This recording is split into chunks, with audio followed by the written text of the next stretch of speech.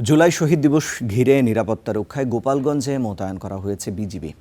এ নিয়ে আরও খবর জানবো, সহকর্মী নুরুল আলম ফয়সাল আমাদের সঙ্গে যুক্ত হচ্ছেন। ফয়সাল, এখন আইন শৃঙ্খলা পরিস্থিতি কেমন দেখছেন? কোনো নিরাপত্তা শঙ্কা রয়েছে কিনা? কি বলছে আইন শৃঙ্খলা রক্ষাকারী বাহিনী?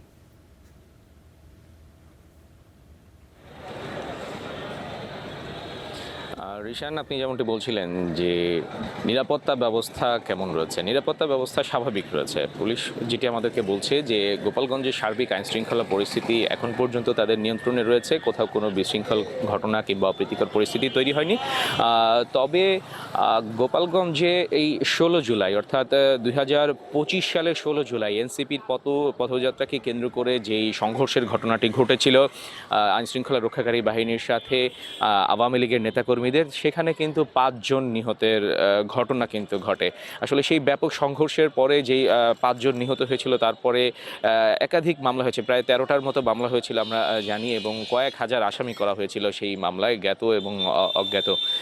এরপর থেকেই আসলে এই যে গত কয়েকদিন ধরে আমরা লক্ষ্য করেছি যে কার্যক্রম নিষিদ্ধ আওয়ামী লীগের নেতাকর্মীরা এই 16 তারিখকে অর্থাৎ 16 জুলাইকে গোপালগঞ্জ গণহত্যা দিবস হিসেবে তারা ফেসবুকে বিভিন্ন জায়গায় প্রচারণা চালাচ্ছিলেন এবং তারা বলছিলেন যে এই দিবসটিকে অর্থাৎ এই 16 তারিখে তারা গোপালগঞ্জ গণহত্যা দিবস পালন করবে। আমরা কিন্তু এই কারণেই দেখতে পেয়েছি যে গোপালগঞ্জে বাড়তি নিরাপত্তা নেওয়া হয়েছে, যদিও আইন শৃঙ্খলা রক্ষাকারী বাহিনী যিনি গোপালগঞ্জের পুলিশ সুপার রয়েছেন মোহাম্মদ হাবিবুল্লাহ, তিনি যেটি আমাদেরকে বলছেন যে পরিস্থিতি খুবই স্বাভাবিক রয়েছে, কোনো ধরনের কোনো অপ্রীতিকর ঘটনা ঘটেনি।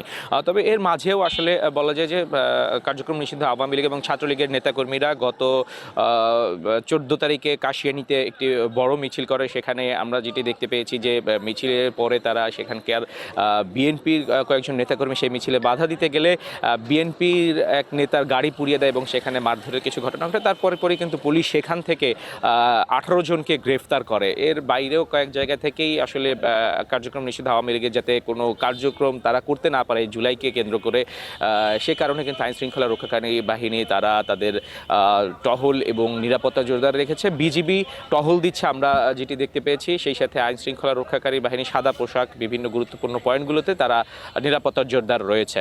তো রিশান, মোটামুটি সার্বিক আইন শৃঙ্খলা রক্ষাকারী অবস্থা আর কি গোপালগঞ্জে খুব স্বাভাবিক রয়েছে।